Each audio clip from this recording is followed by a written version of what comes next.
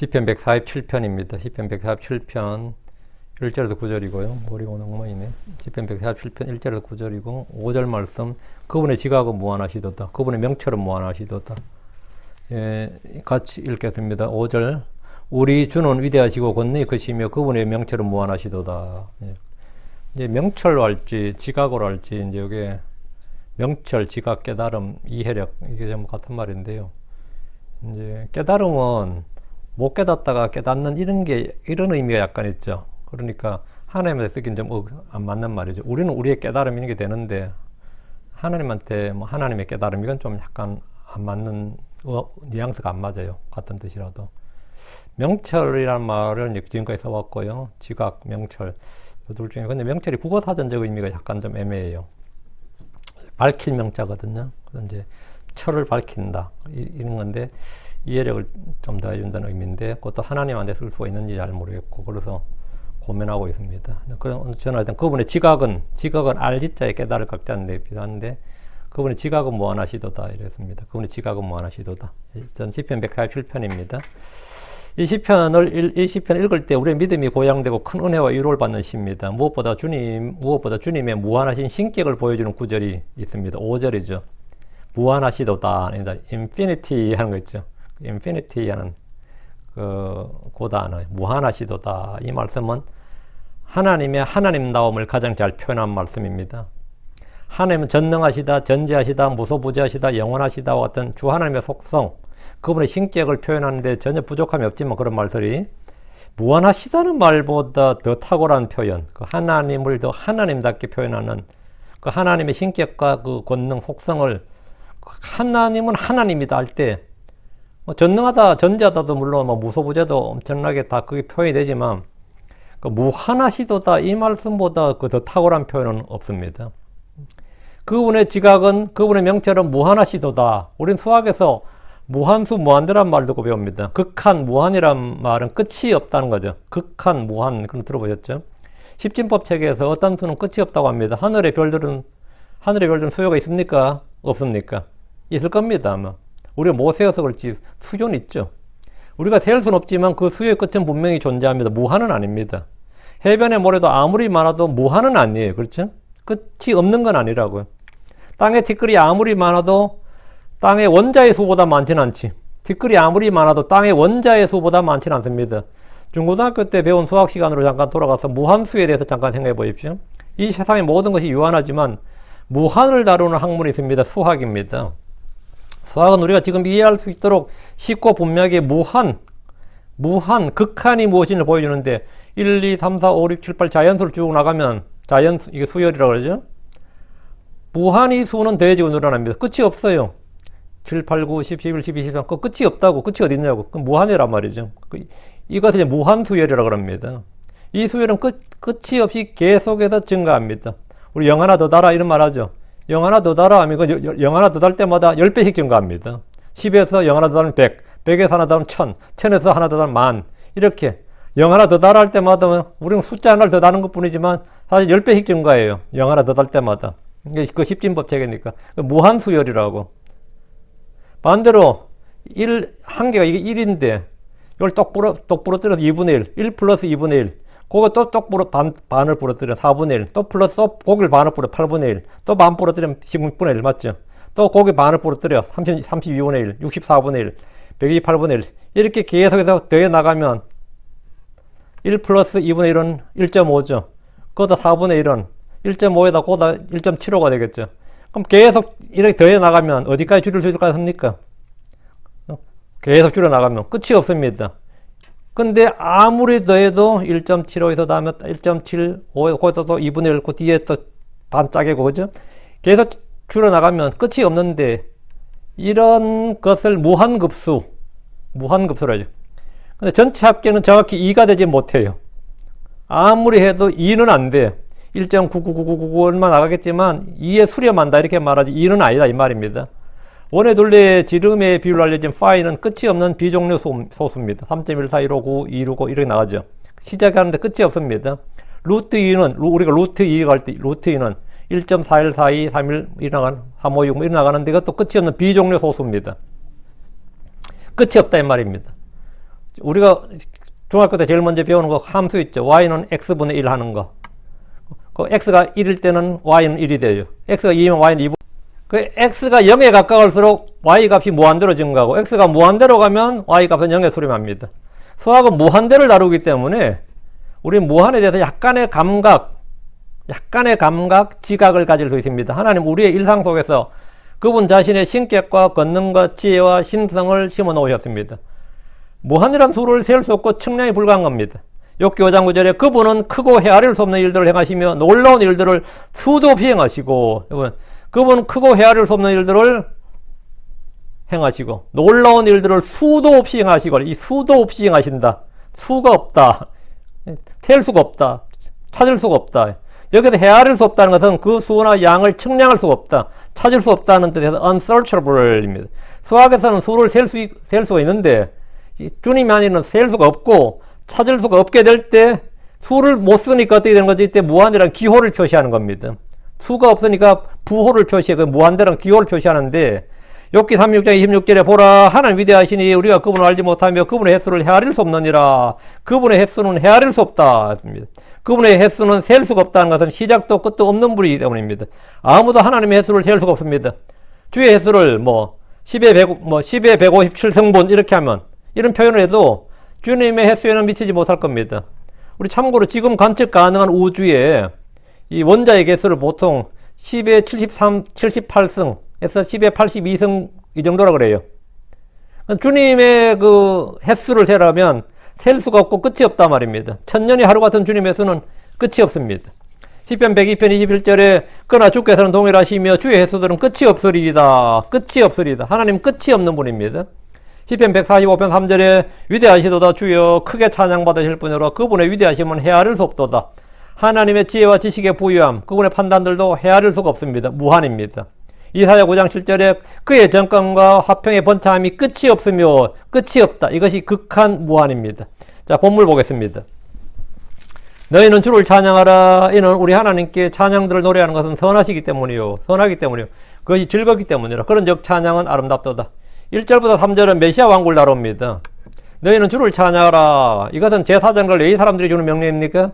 주의 백성들 모두에게 주신 명령입니다. 이 땅의 모든 창조물에 주신 명령입니다. 너희는 주를 찬양하라. 이 말은 주의 명령의 말씀입니다. 모든 일에 감사하라. 쉬지 말고 기도하라. 주를 찬양하라. 항상 기뻐하라. 사랑하라. 이 모든 이런 주님 주신 명령들을 우리가 기억하고 순종하는 것을 이제 영적 생활 그래요. 주의 명령을 듣고 그 명령을 믿고 순종하는 것이 생활이에요. 그게 스피리추얼 라이프예요. 무엇보다 주를 찬양한 일은 주께 드리는 영적 희생물입니다.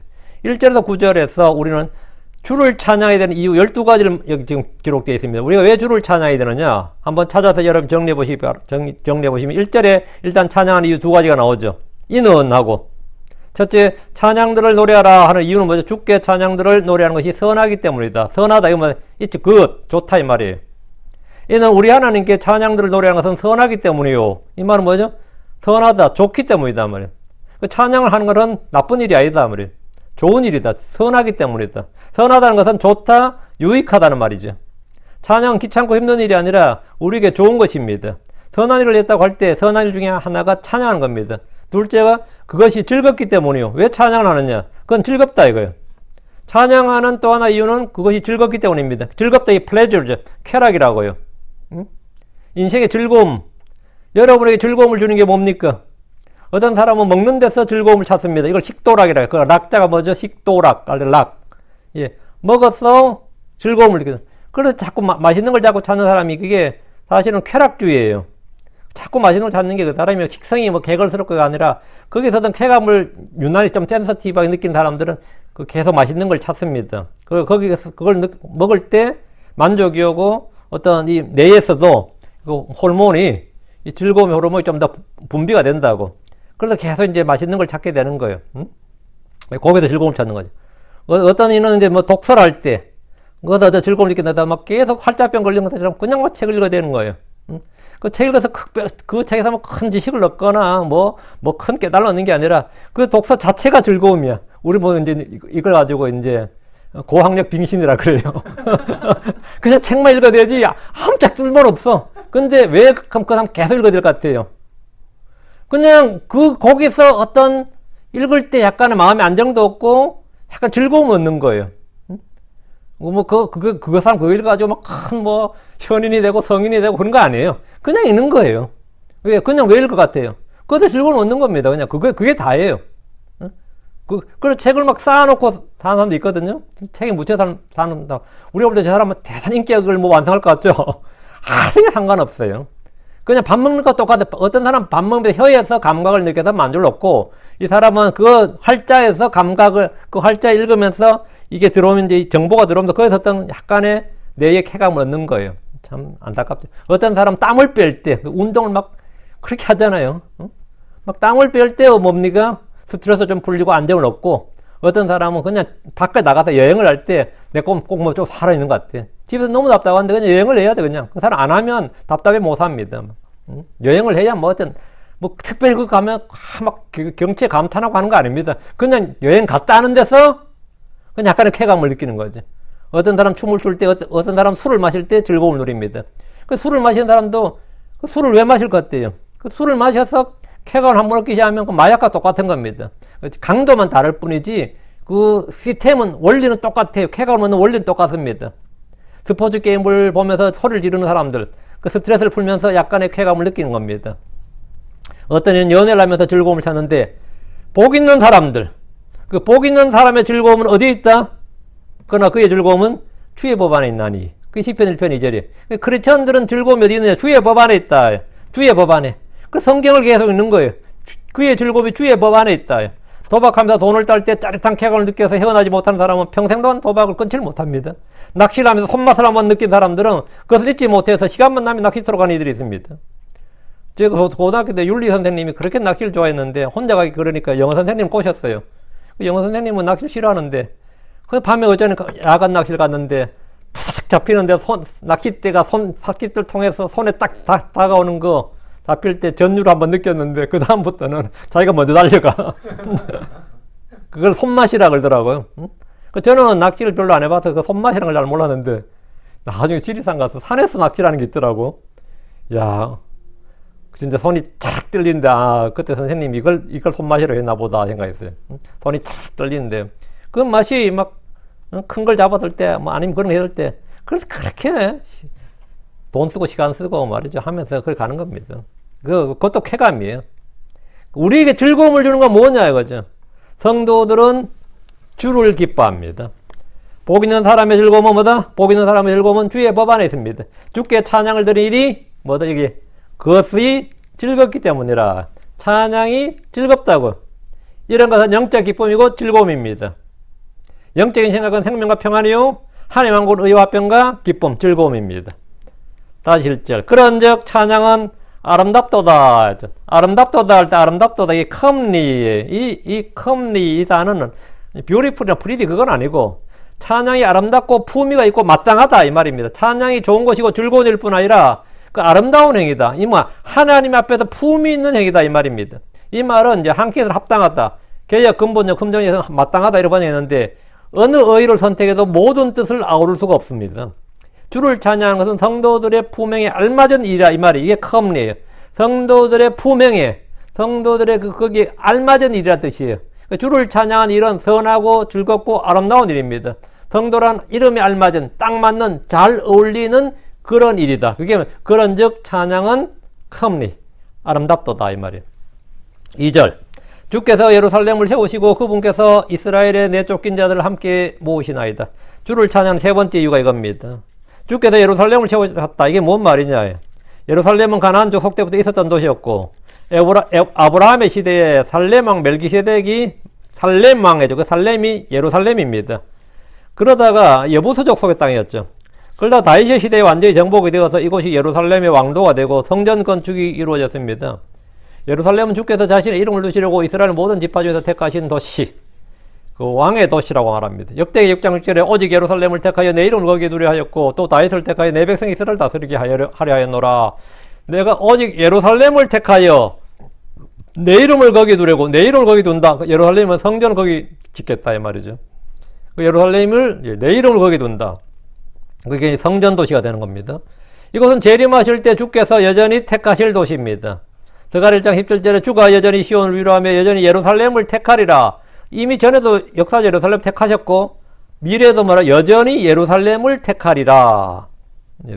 스가랴 2장 12절에 주께서 그 거룩한 땅에서 자신의 목 유다를 상속하시고 다시 예루살렘을 택하시리라.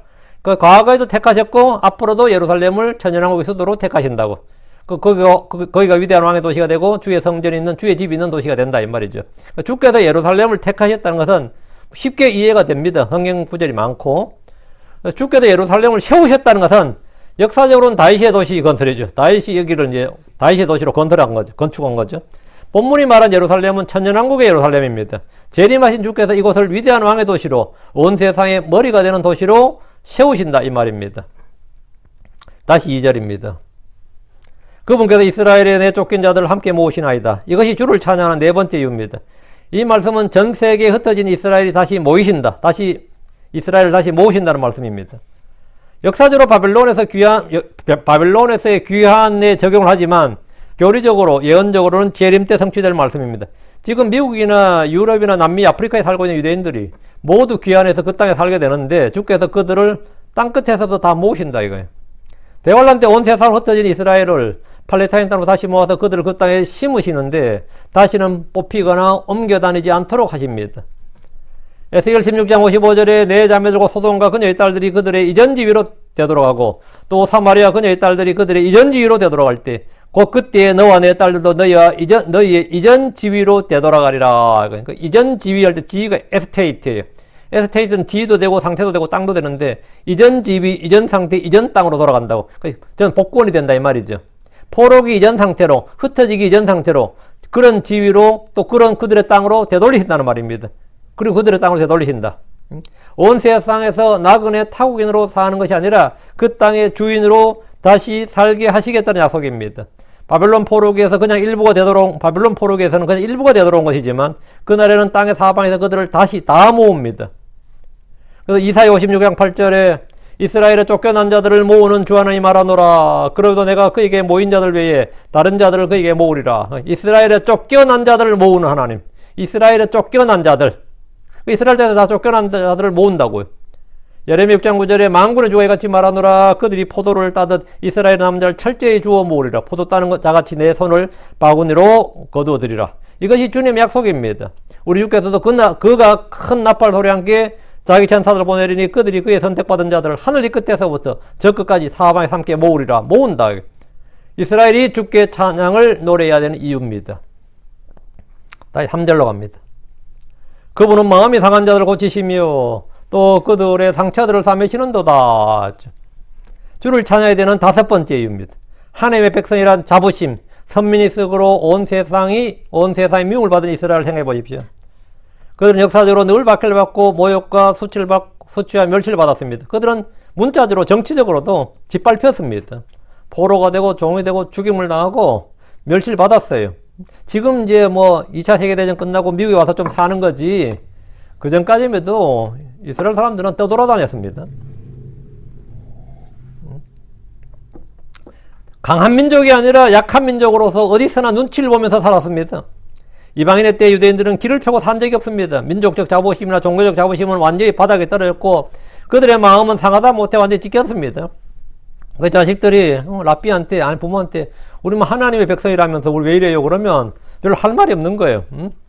우리 하나님의 백성이고 하나님이 택하셨다면서 우리는 할례의 표적이 있고 안식을 지키고 율법을 지켜야 된다 그러고 하나님 우리에게 복 주셨다는데 우리 왜 이렇게 사냐고 이러면 그들이 있는 성경과 너무 다르잖아요. 그럼 우리가 하나님을 떠나서 그랬는데 그래도 그것도 1, 2년이지 2000년씩 막 이렇게 되면 어때요? 지난 2000년 동안 유대인들이 겪은 상처는 어느 누구와도 비교할 수 없을 겁니다. 근데 그들이 문자적으로 육체적으로 제사에 빼앗기고 생명에 빼앗기고 포로가 되고 종이 되고 그것도 문제지만 한마디로 말해서 그들의 선민의식, 그들이 하나의 백성이란 아니면 종교적 자부심 이런 마음의 상처는 더 큰 거죠. 말이 내가 유대인이고 말이 내가 유대교지. 그들은 유럽에서 예수를 죽인 놈들이란 비난과 정죄를 받았습니다. 종교 개혁가로 추앙받는 마틴 루터는 그의 가장 악명 높은 글 중 하나가 유대인과 그들의 거짓말에 대하여란 책이 있어요. 소논문입니다. on the Jews and their lies라는 책인데, 논문인데, 루터는 이 글에서 유대인들을 추방하고 그들의 책을 다 파괴하고 불태울 걸 제안했습니다. 또 그는 유대인들의 집과 학교를, 회당을 파괴하고 또 땅을 박탈하고 그들을 강제 노동에 종사하게 할 것을 주장했습니다. 루터의 이 글, 이 발언은 나중에 히틀러가 실천을 했습니다. 그 히틀러는 난 루터 선생의 가르침을 받아서 했다 그랬어요. 그 히틀러의 유대 정책, 유대주의, 반유대주의는 루터의 신학에 근거한 것이다 그랬어요. 그 20세기 나치 독일에서 유대인 대학살을 정당하는 데 사용되는데 루터교가 어떻게 되겠어? 그러니까 루터란 철치가 뭐 루터하고 완전 손절해야지. 어떻게 빨리 손절해야지. 응? 루터란 철치는 루터하고 가장 빨리 손절을 했어야 돼요. 실제로 우리는 이게 아니다고 막 했었습니다. 유대인들이 당한 이런 핍박은 그들의 마음에 깊은 상처를 남겼고 그들의 종교적 자부심과 민족적 그런 어떤 선민의식은 다 사라졌습니다. 그분은 마음이 상한 자를 고치신다고 할 때 마음이 상한 자들이라는 말의 정확한 의미가 뭐냐면 이거예요. 그래서 다시 이스라엘은 뭐라고? 아, 우리가 하나님의 자녀, 하나님의 백성, 하나님께 택하신 이것이 전부 다시 살아나는 것. 이게 주님께서는 마음이 상한 자들을 고치신다. 이거예요. 이게 교리적 적용이에요. 또한 이 말씀은 지금 이 시대에 우리에게 적용할 수 있는데 이 시대에 우리에게 적용한 건 뭐죠? 우리의 마음이 상한 거, 슬픈 마음, 슬픈 상한 영, 상한 마음 할 때 여기 이제 이건 영적으로 적용하는 겁니다. 오늘날 은사주의자들과 오순절 교회들이 추구하는 것은 마음이 상한 자들이 아니라 몸의 치유죠. 마음이 상한 자를 치유가 한다는 게 아니라 몸의 치유가 이제 그들의 핵심 사역인데, 그러나 주님은 상한 마음, 상한 영을 가진 사람들을 치유하십니다. 주님은 상한 마음, 상한 영을 가진 사람들이 가까이 계십니다. 시편 34편 18절에 주께서는 상한 마음을 가진 그들에게 가까이 계시며 또 통연한 영을 가진 그런 자들을 구원하시는도다. 상한 마음, 통연한 영. 상한 영은 하나님이 받으신 희생물입니다. 시편 51편 17절에 하나님의 희생물들은 상한 영이라 상하고 통연한 마음을 오 하나님이여 당신은 멸시하지 아니하시리이다. 치유의 주께서 우리 몸을 고치실 수 있습니다. 왕국복음의 표적과 사도들의 표적 중 하나가 치유 사역인데 몸의 치유였습니다. 그러나 핵심은 언제나 마음의 치유입니다. 다시 3절입니다. 또 그들의 상처들을 싸매시는도다. 주를 찬양하는 6번째 이유죠. 마음의 상처들은 성령의 기름 부음으로 치유됩니다.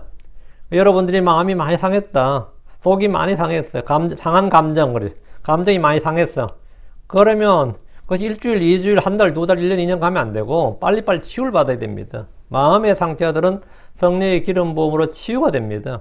몸의 상처는 주의 재림 때 완전히 치유됩니다. 의로 인해 고난을 받고 채찍을 맞고 옥에 갇힌 사람들, 헐벗고 줄인 사람들, 끝까지 견디다 받는 그들의 상처를 주께서 싸매주신다는 겁니다.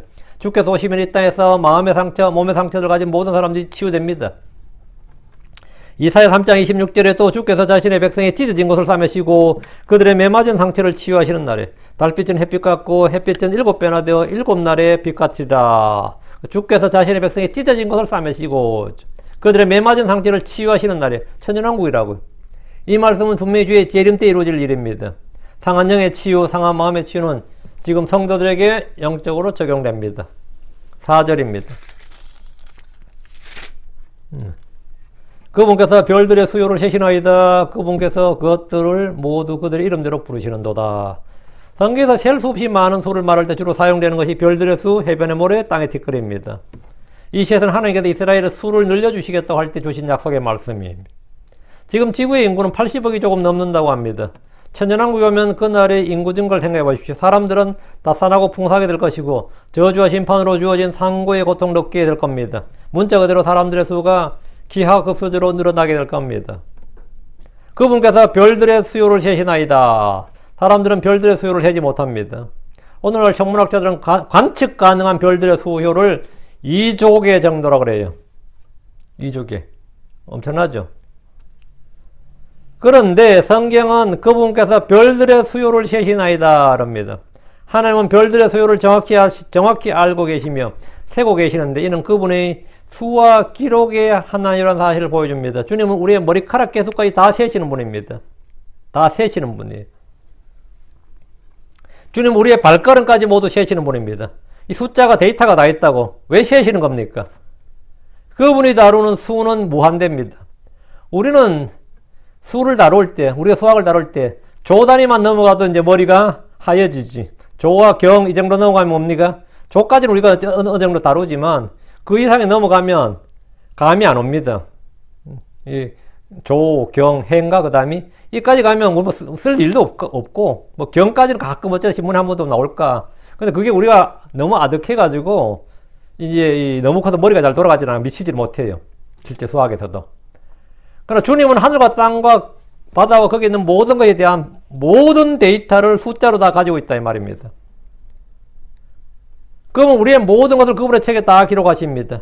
누가 몇 월 며칠날 태어났고 이 숫자가 있고 몇 시에 태어났고 숫자가 있을 뿐 아니라 머리카락을 몇 개 가지고 그날에 머리카락이 몇 개였다는 거 가지고 숫자가 다 있다고요. 응?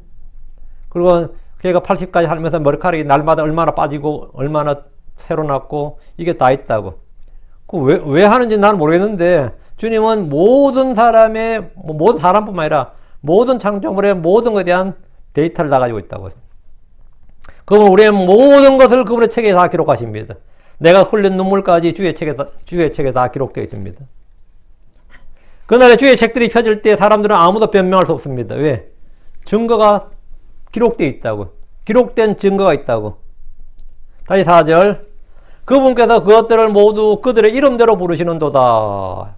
주께서 별들을 모두 그들의 이름대로 부르신다는 것은 별들의 수요를 세는 것보다 더 놀라운 일입니다. 그 많은 별들의 모두 이름을 부여하시고 개개의 이름을 부르신다는 것은 내 머리카락 한 올 한 올에 모두 이름을 붙이고 그것을 부른 것보다 더 크고 놀라운 일입니다. 내가 머리카락이 한 10만 개 된다 치면 보통 사람들 머리카락이 풍산살이 몇 개 정도 돼요.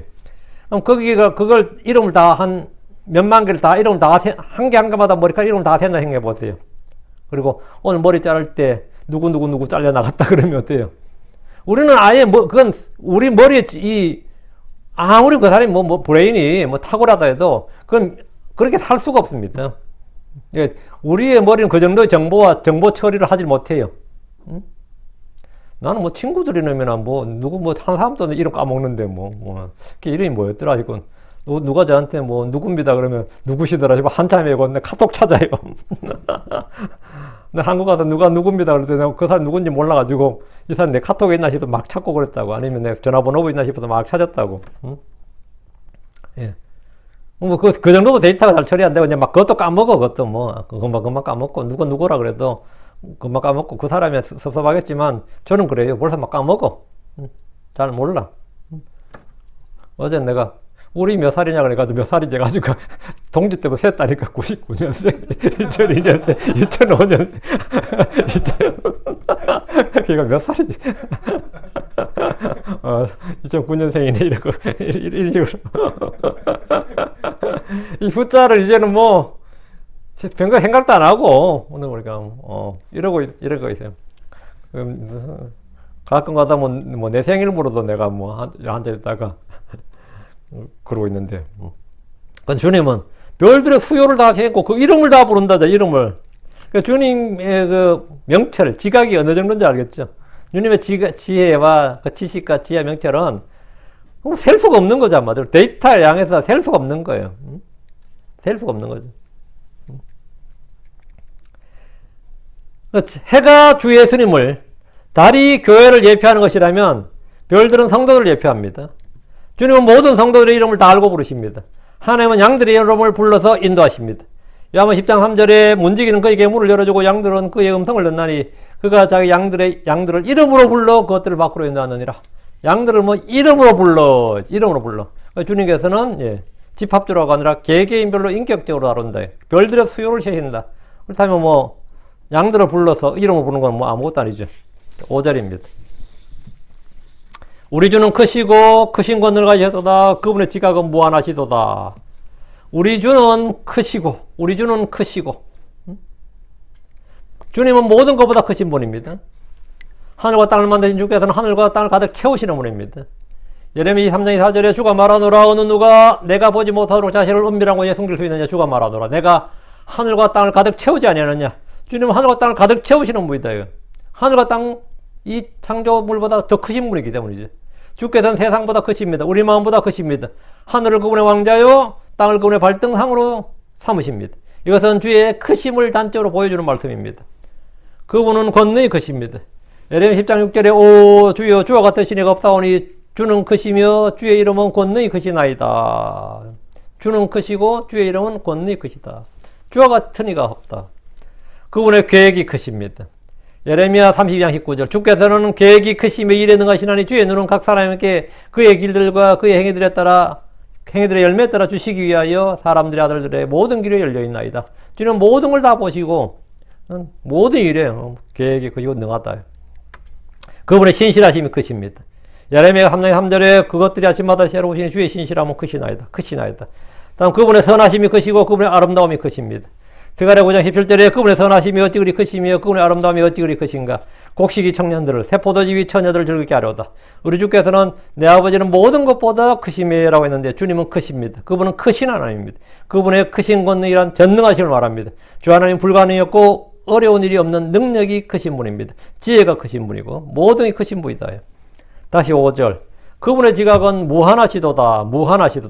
그분의 지각 그 명철은 크시다 정도를 넘어서 무한하시다 그럽니다. 무한하시다. 크기의 한계가 없다. 제한이 없다. 무한입니다.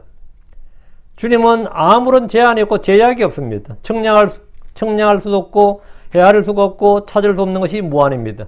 그분의 지각 즉 우리 주님의 지식과 지혜와 명철은 끝이 없습니다. 주님은 모든 것을 아십니다.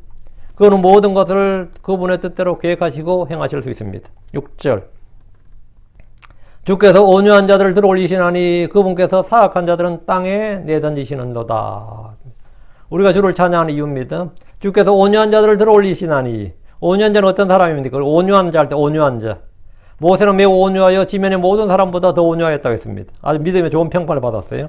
주께서도 나는 마음이 온유하고 겸손하니라고 하셨습니다. 그분은 온유하사 나귀에 앉으셨습니다. 온유는 성령 열매입니다. 온유한 자들은 복이 있습니다. 온유한 자들은 땅을 상속받습니다. 우리는 온유함으로 말씀을 받아야 됩니다. 우린 지혜의 온유함으로 선한 생활에서 나오는 자신의 행위를 보여야 됩니다.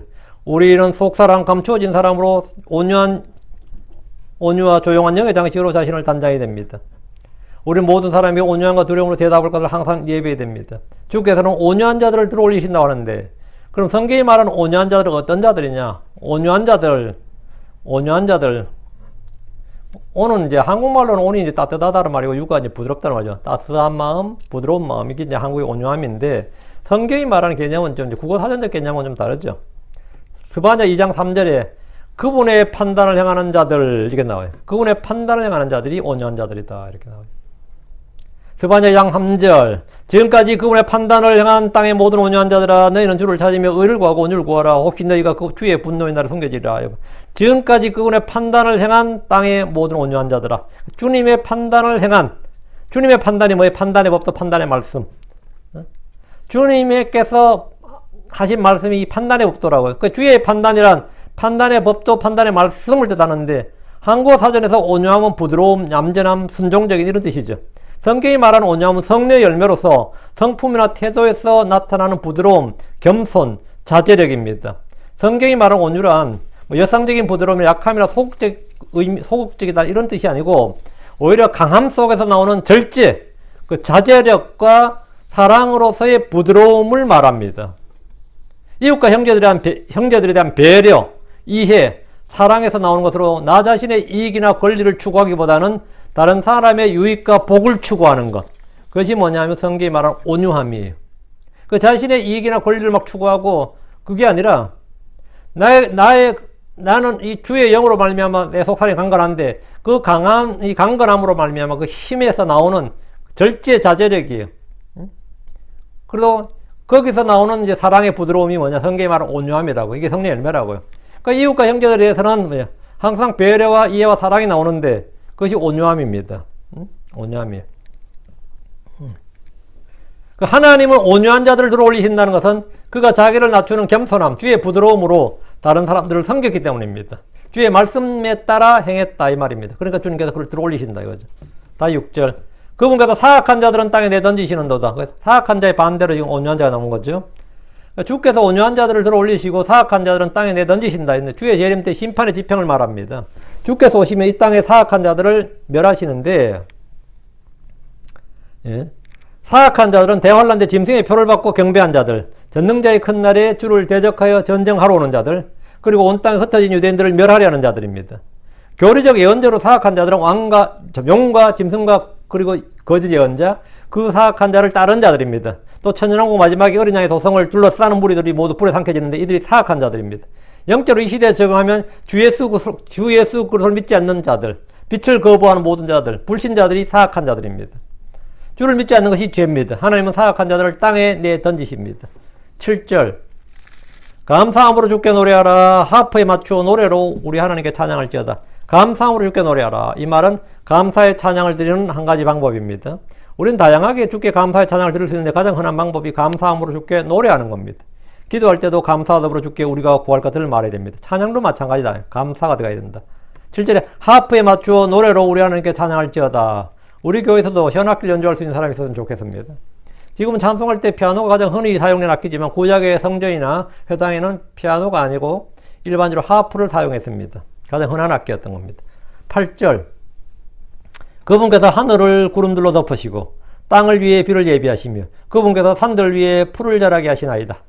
하나님께서 하늘을 구름들로 덮으신다. 이 말은 해가 내릴 때에는 중동 지역의 사람들에게는 그늘을 제공해주는 가장 고마운 존재가 구름입니다. 일조량이 부족한 한국에서는 햇빛을 가리는 구름을 좋지 않게 묘사하지만 그래서 뭐 얼굴에 그늘이 있다 이러면 어때요? 인생에 그늘이 있다 이러면 구름이 있다 이러면 별로 안 좋은 그 의미인데 이쪽에서 그늘이 있다는 말은 뭐죠? 쉼터가 있다는 뜻입니다. 안식처가 있다는 뜻이라고. 전혀 다른 거죠. 그러니까 중동에서는 구름은 뭐 쉼과 보호, 안식을 주는 좋은 것으로 인식됩니다. 또 그 구름이 뭘 내리죠? 땅을 위해 비를 예비하시며 구름이 비를 내린다고. 구름들이 주는 가장 큰 일이 땅에 비를 주는 겁니다. 비가 없으면 땅 위의 생물들은 생존 자체가 불가능합니다. 하나님께서 구름을 명하여 비를 내리십니다. 그분께서 산들 위에 풀을 자라게 하시나이다 했는데 이 땅 위에 풀과 나무들을 자라게 하시는 분이 주 하나님이십니다. 산들에 있는 짐승들을 먹이시는 분이 주님입니다. 풀을 자라게 하시면 이 풀이 짐승들의 먹이가 됩니다. 들에서 나는 풀은 사람들의 양식이 됩니다. 9절입니다. 그분께서 짐승과 우는 까마귀 새끼들에게 그분의 음식을 주시는도다. 주께서는 짐승과 우는 까마귀 새끼들에게 그분의 음식을 주십니다. 하늘의 비가 땅 위에 풀을 자라게 하시고 풀을 자라게 하고 나무들을 자라게 하고 거기서 나는 열매를 짐승과 까마귀 새끼들에게 음식으로 주시는 겁니다. 그분의 음식이 됐죠. His food. 그분의 음식. 주님이 제공하는 음식 이 말입니다. 여러분 바다에 저렇게 많은 고기들이 뭘 먹고 살 것 같습니까? 쟤들이 뭘 먹고 살 것 같아요? 산과 들에 있는 수많은 짐승들이 뭘 먹고 삽니까? 땅 위에 짐승들이 농사를 지지도 않고 곡간을 마련하지도 않고 사는 것은 그들에게 음식을 주시는 분이 계시기 때문입니다. 사람은 가축들을 키울 때 사료로 인해서 사료값으로 굉장히 고통을 받습니다. 소나 양이나 말이나 낙이나 돼지나 개나 고양이를 키우는데 돈이 많이 듭니다. 적게 드는 게 아닙니다. 요즘은 개 키우는데도 어떤 사람 이게 교포들은 그런 간증한 사람이 있어요. 20년간 개밥 먹고 돈 모았다는 사람도 있잖아요. 개 사료인데 이게 맛있더라 이거예요. 개 사료인 줄 몰랐다는 거예요. 개 사료인 줄 모르고 한참 먹고 나서 개 사료였다. 요즘은 그런 간증한 사람 없어요. 예전에는 그런 간증 꽤 들었어요. 개 사료가 얼마 잘 나왔는지 개 사료가 뭐 영양으로 충분한 거예요. 개 사료 먹고 자기는 개 사료 먹고 뭐 몇십 년 살았다는 사람도 있고. 소도 마찬가지입니다. 소나 돼지는 다 엄청나게 돈이 많이 들어요. 수족관에 몇 마리 물고기를 키우는데도 때에 맞춰서 양식을 줘야 됩니다. 우리 양식을 줘야 되고 또 물도 약간 소독해 줘야 되고 물도 갈아줘야 되고 그래요. 근데 그 저 큰 바다에 아니 저 강에 있는 것도 누가 합니까? 하나님께서 다 하십니다. 사람은 절대 못합니다. 그것을 잡아와서 내가 내 수하에 두면 내가 그 책임자가 되는 겁니다. 내가 먹어야 되고 내가 뭘 해줘야 케어해야 된다고. 근데 내가 아는 것들은 전부 주님이 전부 다 하시는 거예요. 나무라도 풀이라도 내 집으로 가져오는 순간은 내가 그걸 케어해야 돼요. 내가 정원에 심는 순간은 케어를 해야 되고 내가 정원에 심는 순간부터 밑에 잡초가 나요. 위드가 자란다고. 특이하게도. 하나님께서 땅에서 다 키우시는 겁니다. 하나님께서. 하나님 땅의 모든 짐승들에게 매일 그 일을 하십니다. 매일. 광야에서 주님께서 광야의 백성들에게 매일 만날 먹여줬죠. 매일 만날 먹여주시는 일하고 그게 40년 정도인데 땅의 모든 짐승들에게 매일 매 순간 음식을 주시는 일은 어느 게 더 기적 같아요? 비교할 것이 아니죠. 매일 주님께서 까마귀들에게 음식을 주시고 모든 게 음식을 주신다면 매일 모든 짐승들에게 음식을 주시는데 지금도 계속되고 있습니다. 앞으로도 계속됩니다. 사람이 하는 일 아닙니다. 하나님이 하시는 일입니다. 하나님이 이 일을 하신다요. 음식을 주신다. 주님이 뭐라? 공급자다요. 필요의 공급자다.